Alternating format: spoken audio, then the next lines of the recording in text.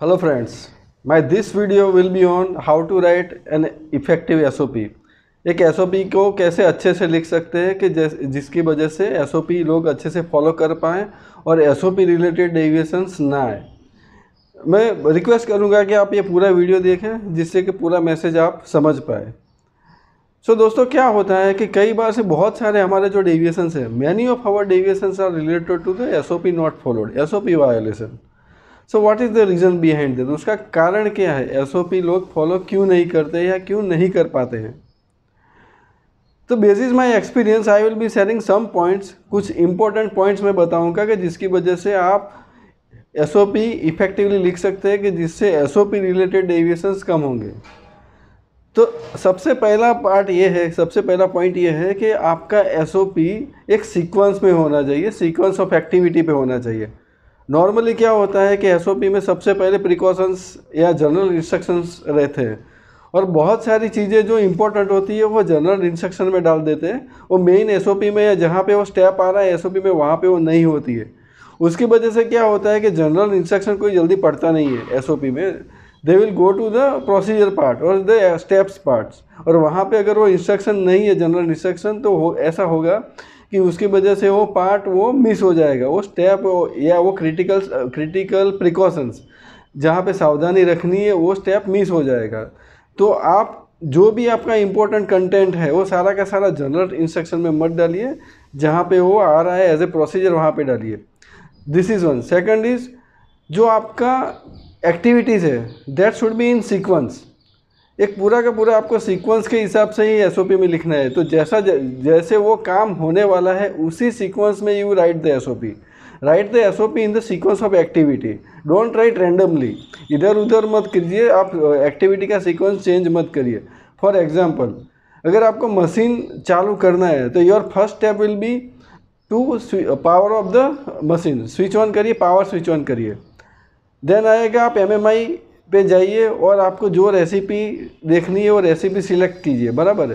उसके बाद आप देख लीजिए कि आपका यूटिलिटी पैरामीटर बराबर है कि नहीं। आपको जो यूटिलिटी चाहिए, water for injection, steam, compressed air, nitrogen, whatever the utilities are there, वो यूटिलिटीज अवेलेबल है कि नहीं है, then you check it.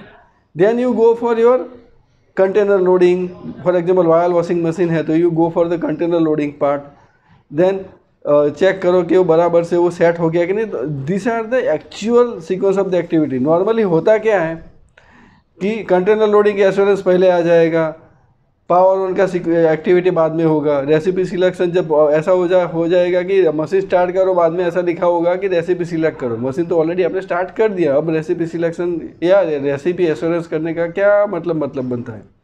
Utility में भी ऐसा ही होता है कि यूटिलिटी चेक करने का इंस्ट्रक्शन बाद में आएगा कि answer all the utilities are available. तो that part you have to check before you start the machine. So these are the common mistakes which you are making while making the SOP, while preparing the SOP।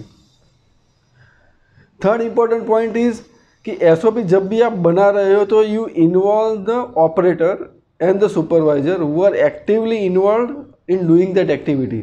जिनको वो काम करना है उनके साथ बैठ के ही आप SOP बनाइए। ऑफिस में बैठ के SOP मत लिखिए। ऑफिस में बैठ के आप SOP लिखोगे तो वो SOP बराबर नहीं होगी, उसको कोई फॉलो नहीं कर पाएगा और लोग अपने हिसाब से मशीन चलाएंगे और that will lead to incidents, that will lead to breakdown and that will lead to deviation। So third important factor is जो लोग भी SOP फॉलो करने वाले हैं, वो ऑपरेटर, वो सुपरवाइजर, उनको आप साथ में लेके SOP बनाइए, अपने आप से, अपने मन से मत बनाइए।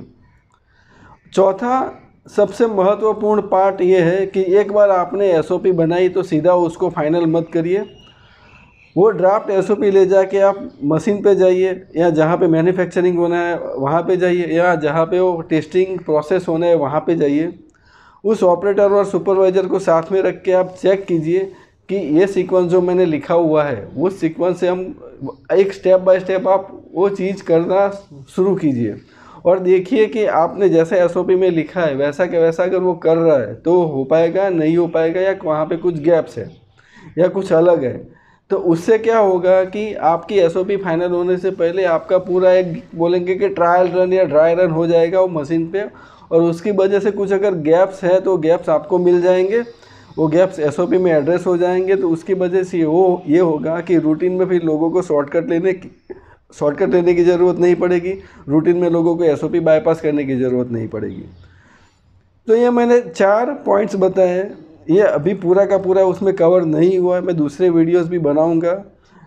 बहुत लंबा वीडियो बनाऊंगा तो आप लोग देखेंगे नहीं या बोरिंग हो जाएगा, इसलिए मैं छोटा वीडियो बना रहा हूँ। दूसरे वीडियो में मैं कुछ और डिटेल में जाऊंगा और डिटेल में चीज़ें शेयर करूंगा विथ एग्जांपल कि how you can make an SOP effective. So thank you for watching, and if you like this my channel, then you can subscribe. Thanks.